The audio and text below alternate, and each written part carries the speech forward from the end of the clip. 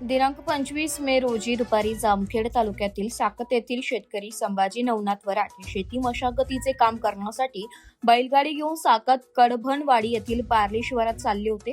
यावेळी संभाजी वराड बरोबर बैलगाडीतून शहाजी महादेव वराड, संगीता शहादेव वराड, सोहम संभाजी वराड, एकनाथ नारायण वराड असे 5 जण होते।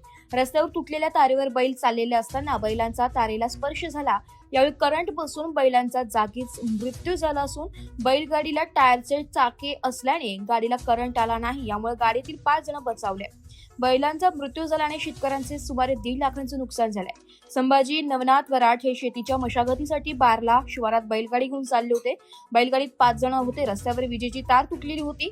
या तारेवर बैलगाडी गेली। बैलांचा तारेला स्पर्श होताच करंट बसून बैलांचा जागेवर मृत्यू झालाय। सुदैवाने गाडीतील 5 जण थोडक्यात बचावले।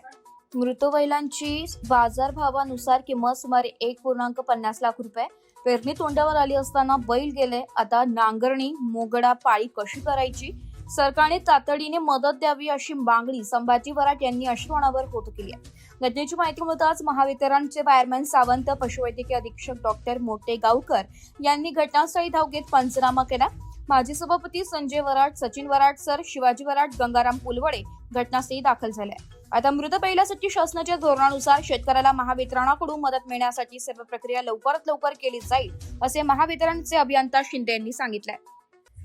एस मराठी न्यूज साठी तालुका प्रतिनिधी बापूसाहेब घोडेस्वार, जामखेड।